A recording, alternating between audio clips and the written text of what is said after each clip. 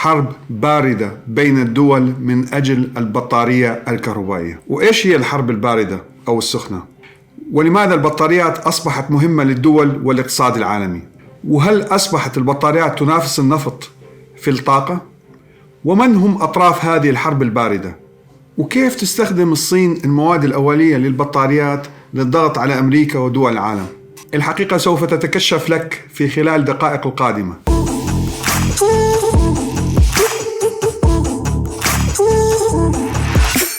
في عام 200 قبل الميلاد عثر على مسمى بطارية بغداد، وهي تعود إلى عصر الإمبراطورية الباراثية، وهي بطارية مصنوعة من الخزف.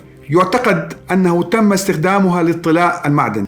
ثم بعد ذلك قام الفيزيائي الإيطالي أليساندرو فولتا في القرن التاسع عشر عمليا باختراع البطارية الكهربائية الأساسية بالشكل الحالي. في العصر الحديث عندنا عالمين مهمين، واحد أمريكي والآخر فرنسي من أصل عربي. العالم الأول الأمريكي هو جون بانستر المولود عام 1922 والحائز على جائزة نوبل في الكيمياء عام 2019، والذي ينسب إليه الفضل على نطاق واسع في تحديد وتطوير بطارية الليثيوم أيون. وأيضا العالم رشيد اليزمي، عالم ومهندس ومخترع فرنسي من أصل مغربي، واشتهر في دوره الحاسم في تطوير أنود الجرافيت لبطارية الليثيوم أيون. طبعا هناك نوعين رئيسيين من بطارية الليثيوم أيون، هي بطارية الليثيوم أيون السائلة أو الهلامية، وبطارية الليثيوم أيون التي تسمى السوليد ستيت. أن الفرق الأساسي بين النوعين هو نوع المادة الموضوعة بين القطبين، وطبعا كل نوع لديه خصائص إيجابية وسلبية. الآن نرجع للسؤال المهم في بداية كلامنا: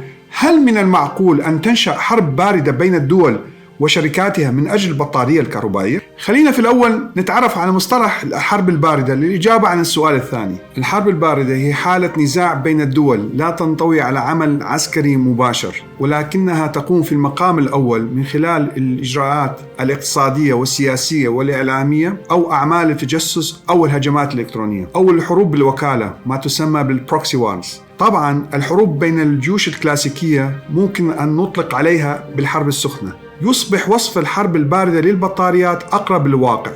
وخلينا الآن نستكشف جواب السؤال الثالث: لماذا أصبحت البطاريات مهمة للدول والاقتصاد العالمي؟ لأنه ببساطة أصبحت الآن البطاريات جزء أساسي من حياتنا اليومية. مثلا التليفون الخلوي، هناك حوالي أكثر من 5 مليارات مستخدم للتليفون الخلوي، وحوالي 10 مليارات جهاز كلهم يستخدم بطارية الليثيوم أيون بشكل يومي، وتتعلق بها أغلب متطلبات الحياة والعمل اليومي. أضف إلى ذلك اللابتوبات، الأجهزة الطبية، الأجهزة العسكرية، الأقمار الصناعية، الطائرات، أجهزة الاتصالات، السيارات. في الفترة الأخيرة تقريبا أغلب المعدات والأجهزة بشكل مباشر أو غير مباشر تحتوي على البطارية، ولذلك من يسيطر على صناعة وتطوير البطارية يحصل على جزء مهم وخطير وضخم من الاقتصاد العالمي. الآن فهمنا لماذا البطاريات أصبحت مهمة للدول والاقتصاد العالمي، وهذا يقودنا للسؤال الرابع: هل أصبحت البطاريات تنافس النفط في الطاقة؟ الحقيقة النفط والفحم الحجري والطاقة النووية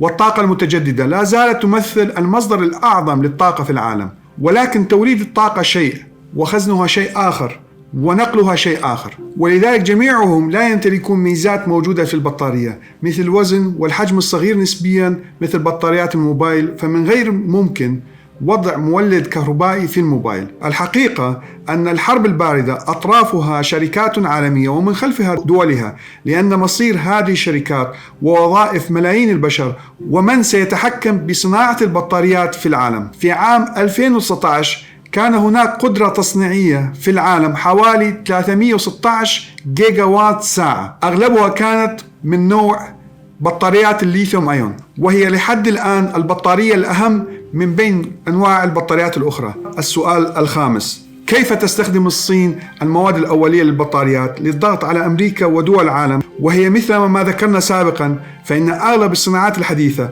وخاصة الصناعات الكهربائية بشكل خاص تعتمد على البطارية التي هي من أهم مكوناتها عنصر الليثيوم. وأصبح عنصر الليثيوم التي تمتلك الصين واستراليا وتشيلي أغلب احتياطات العالم مادة للصراع السياسي والاقتصادي بين الصين والدول المستهلكة لعنصر الليثيوم. مثل أمريكا واليابان وكوريا الجنوبية وأوروبا الغربية للوصول إلى بطاريات أرخص، أكثر كثافة للطاقة، تحتوي على مواد أولية أكثر توفراً في الطبيعة، وبالتالي تعتبر بطارية الليثيوم أيون البطارية الرئيسية في تليفونات الموبايل والكمبيوترات اللابتوب والسيارات الكهربائية في الفترة الأخيرة، مما دفع هذه الدول للقيام بالحرب الباردة في مجال صناعة البطاريات، مثل الدعم الخفي بمليارات الدولارات لشركاتها التي لديها مختبرات بحثية في هذه البطاريات. طبعا هذا الدعم الخفي في بعض الأحيان هو ضد مبدأ المنافسة العادلة بين الشركات العالمية، ومثال على ذلك أنباء عن الدعم الحكومي الياباني الخفي لشركة تويوتا بحوالي 19 مليار دولار لتطوير بطارية الحالة الصلبة. وأيضا بدأت شركة تويوتا أبحاثها في تحسين بطاريات الحالة الصلبة من عام 2012، وحققت أكثر من 1000 براءة اختراع في هذا الصدد. وأيضا قيام وزارة التجارة والصناعة والطاقة في كوريا الجنوبية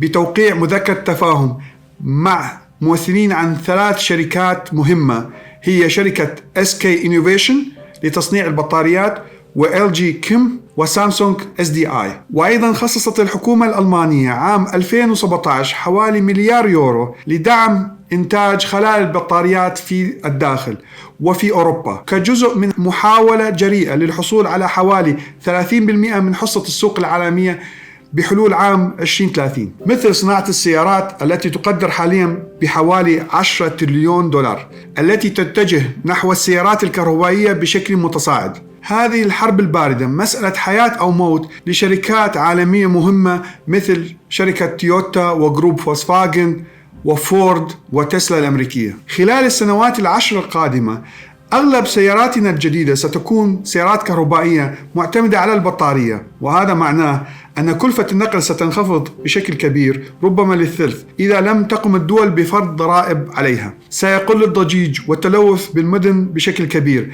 ستزداد السرعة وجودة النقل بسبب انتشار تقنية القيادة الذاتية للسيارات، سيقل الاعتماد على النفط، وسيزيد التوليد الذاتي للطاقة مثل ألواح الطاقة الشمسية في البيوت. بالإضافة إلى كل ما سبق، تشير الدراسات في حالة الوصول تقنيا إلى بطارية تتجاوز كثافة الطاقة فيها 350 واط بالكيلوغرام، ستدخل البطارية بشكل واسع جدا في عالم الطيران، ومحركات الطائرات ستصبح محركات كهربائية، والتي ستغير صناعة وسوق الطيران، وتصبح الرحلات ربما أرخص وأقل ضجيجا. وطبعا تأثيرات تطور البطارية سيؤثر على صناعة النفط بشكل تدريجي، وبخاصة الدول التي تعتمد ميزانياتها على تصدير النفط، وأيضا الدول المستهلكة النفط التي تعتمد على ضرائب كبيرة على استهلاك النفط، مثل الدول الغربية التي تفرض ضرائب كبيرة جدا على وقود السيارات والطائرات، مما يقود هذه الدول إلى فرض ضريبة على هذه السيارات الكهربائية.